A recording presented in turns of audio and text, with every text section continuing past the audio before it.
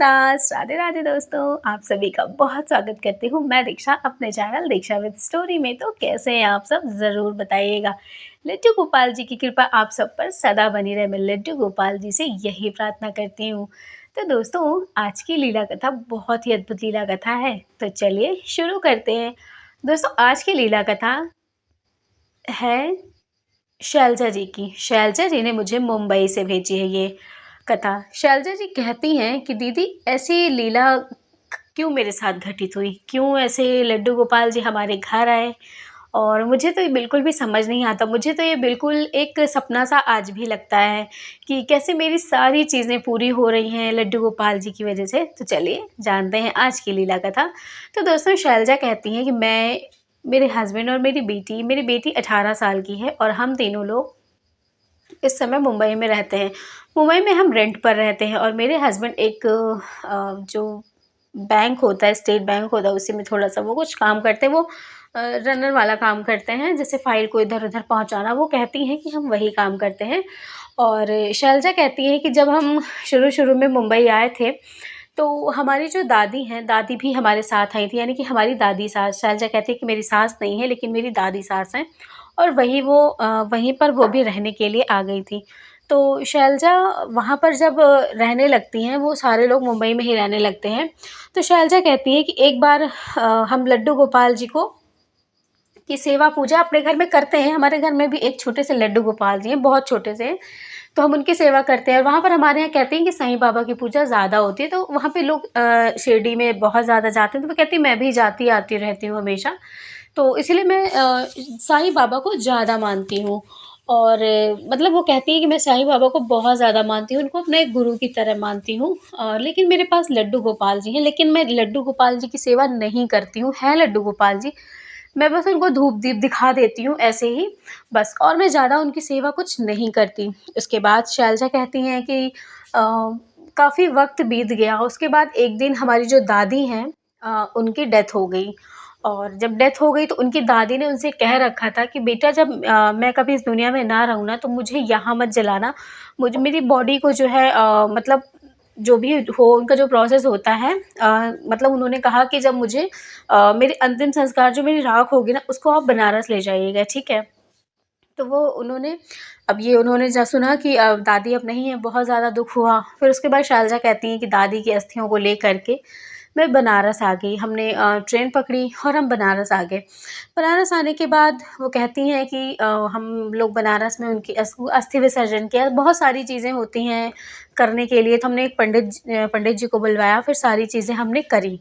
करने के बाद पंडित जी ने कहा कि हमें गंगा नहा लेना चाहिए। हम लोग, हाँ, हमने मतलब गंगा भी नहाया।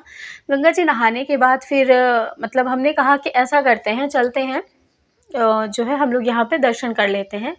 तो पंडित जी ने बोला कि बेटा, दर्शन अभी मत कीजिए, क्योंकि जो है अभी यहाँ पे अभी-अभी आपके यहाँ डेथ हुई है, तो अभी आप नहीं कर सकते, आप गंगा जी नहा लीजिए। तो मेरे जो हस्बैंड हैं, शैलजा कहती हैं कि वो लड्डू गोपाल जी से वो बहुत ज़्यादा प्यार करते हैं। हमारे घर में लड्डू गोपाल जी की सेवा भी वही करते थे।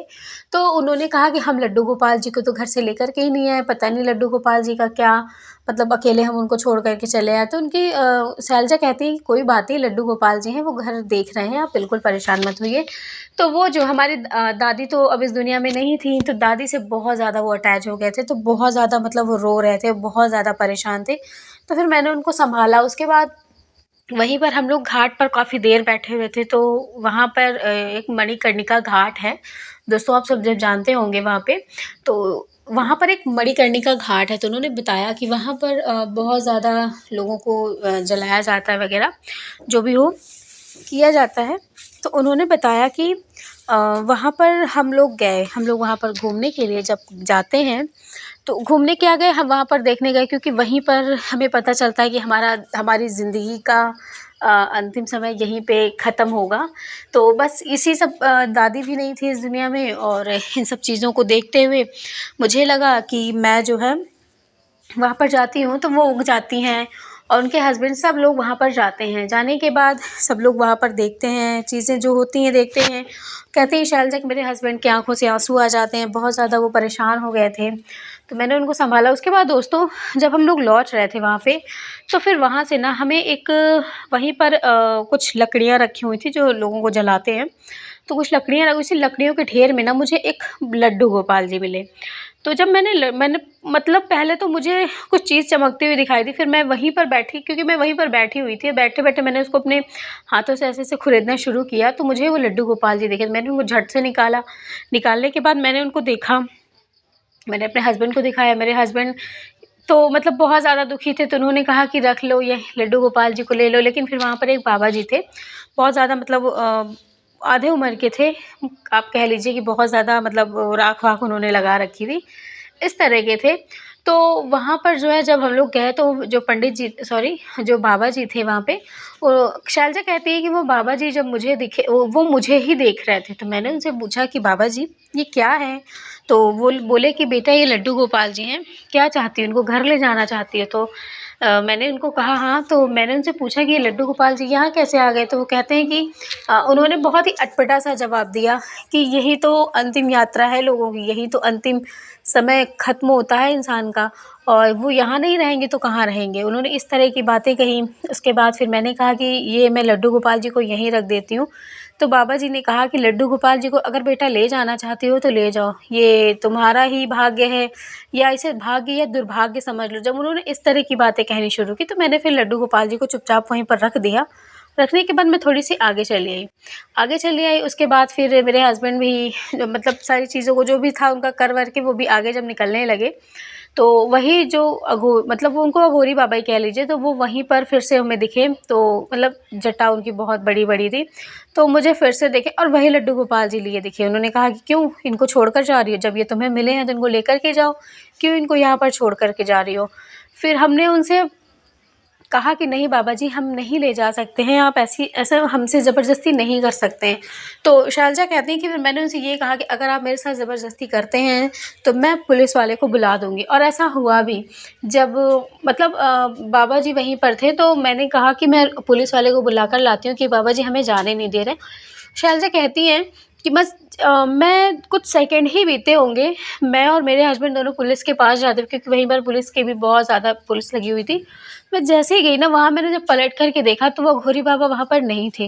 ये बहुत ही मेरे लिए आश्चर्य करने वाली बात थी, क्योंकि वहाँ पर बहुत ज़्यादा भीड़ भी नहीं थी कि वो भीड़ में कहीं इधर-उधर गुम हो गए हों, वो वहाँ पर नहीं थे, और लड्डू गोपाल जी वहीं ज़मीन पर बैठे हुए थे। उसके बाद अब लड्डू गोपाल जी को ऐसे देखना, मतलब उनको अचानक से देखना, पुलिस वाले आए, उन्होंने बोला क्या हुआ? मैंने कहा ये बाबा जी थे। तो उन्होंने कहा कोई बाबा जी नहीं है मैडम, आप जाइए, परेशान मत होइए, ये तो बाबा का काम ही है, रोक के आपसे पैसे हटने का काम होता है इनका। तो फिर मैंने फिर आगे कुछ नहीं बोला। फिर मेरे हस्बैंड ने कहा कि ऐसे लड्डू गोपाल जी को मत छोड़ो, उठा लो उनको यहाँ से, ठीक है, इनको घर लेकर चलो। अभी वैसे भी मेरा दिमाग ठीक नहीं है। और फिर उसके बाद मैं ना चाहते हुए भी मैं लड्डू गोपाल जी को मैंने उठाया और मैं अपने घर लेकर आ गई। मैं मुंबई आई। मुंबई आने के बाद दोस्तों मैंने लड्डू गोपाल जी को रखा। रखने का क्या, उनको मैंने रखा, मैंने उनकी पूजा-वूजा नहीं करी, क्योंकि मुझे डर लग रहा था कि मैंने उसको, लड्डू गोपाल जी को ऐसी जगह से मैं लेकर के आई हूँ जहाँ इस तरह की चीज़ें हैं। वो बाबा भी बड़ा-सा अजीब-सा था, क्योंकि मेरे पास मेरी बेटी थी और मैं तंत्र-मंत्र विद्याएँ मैं बहुत अच्छे से समझती हूँ, शैलजा कहती हैं, क्योंकि मैं इन सब चीज़ों से उबर चुकी हूँ अपने जीवन में। तो इसलिए वो इन सब चीज़ों से डर गई थी। लेकिन फिर वो कहती हैं कि मैं लड्डू गोपाल जी को लेकर आई, मैंने लड्डू गोपाल जी को अपने पास रखा। वो काफ़ी दिन तक वैसे ही रखे हुए थे। जब सारी चीज़ें ठीक हो गई, तेरहवीं वग़ैरह हो गई हमारी दादी सास की, तो फिर हमारे हस्बैंड ने कहा कि लड्डू गोपाल जी हैं, तो उनकी सेवा पूजा करती हो? तो मैंने कहा नहीं, मैं इनकी पूजा नहीं करती। तो मेरे हस्बैंड ने कहा कि जैसे मैं वो वाले लड्डू गोपाल जी की पूजा करता हूँ, जो हमारे पास पहले से हैं, इनकी भी मैं वैसे ही पूजा करूँगी। पहले मैं इनकी प्राण प्रतिष्ठा करेंगे। उसके बाद दोस्तों उन्होंने प्राण प्रतिष्ठा करी। शैलजा बताती हैं कि दीदी वो प्राण प्रतिष्ठा करने के बाद 1 महीने के बाद वो कहती हैं कि आपको यकीन नहीं होगा कि कैसे लड्डू गोपाल जी ने हमारी किस्मत बदलना शुरू किया। ये बात कोई समझ नहीं सकता, ये बात सिर्फ़ मैं और मेरे हस्बैंड समझते हैं, जो हम रेंट के घरों में रहते थे। जो हम इतने छोटे से घर मुंबई वग़ैरह में, वो कहती हैं कि बहुत ही छोटे-छोटे कमरे होते हैं, उसमें हमें 2-3 लोगों को रहना पड़ता है।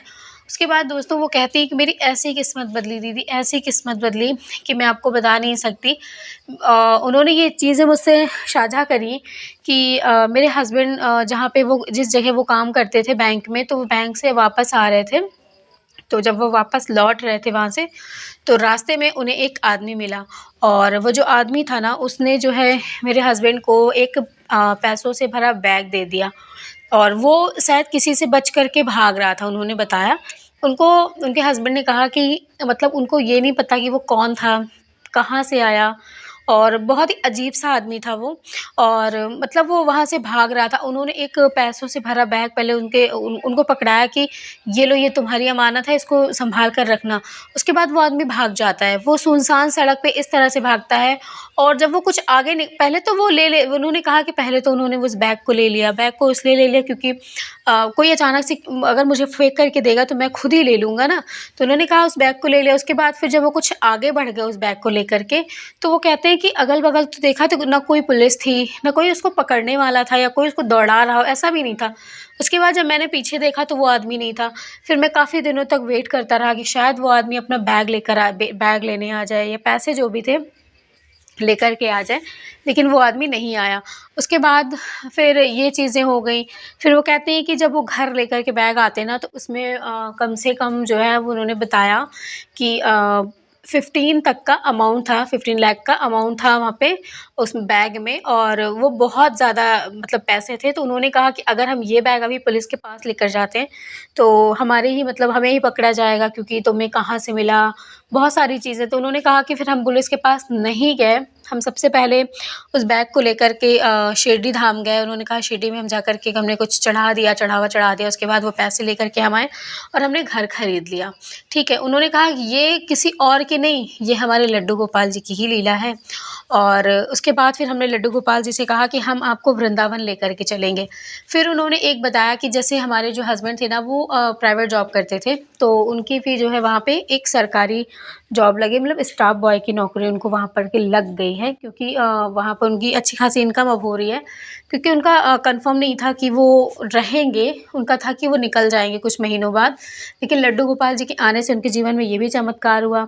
दोस्तों उनकी बेटी उन्होंने कहा कि उनकी बेटी के पढ़ने के लिए पैसे नहीं थे, तो पैसे भी आ गए और भी उन्होंने बहुत सारे चमत्कार मुझे बता रखे हैं कि दीदी ऐसी-ऐसी चीज़ें हुई। एक चीज़ और उन्होंने मुझे बहुत बताई कि जब से मेरी दादी नहीं है और जब से दोनों लड्डू गोपाल जी की हमने सेवा पूजा करना शुरू कर दिया ना, तब से जैसे कहते हैं ना कि बरकत होना, वो बरकत तो हमारे घर में रुक ही नहीं रही है। बरकत दिन दूनी रात चौगुनी हो रही है दीदी। वो मतलब कहती है कि आप विश्वास नहीं करोगे कि हमने अपना खुद का घर ले लिया। सबसे बड़ी बात तो ये कि मुंबई जैसे शहर में एक इंसान कहते हैं ना कि पैर रखने तक की जगह नहीं खरीद सकता, लेकिन हमने कुछ सालों में ही एक अपना खुद का घर ले लिया और हमने लड्डू गोपाल जी को ही कहा कि सब कुछ आपकी कृपा से हो रहा है। जो हम वहाँ से आपको लेकर के आए, पहले तो मैं आपको गलत समझती थी कि कुछ भी इधर-उधर की चीज़ें हो सकती हैं, लेकिन ऐसा नहीं था।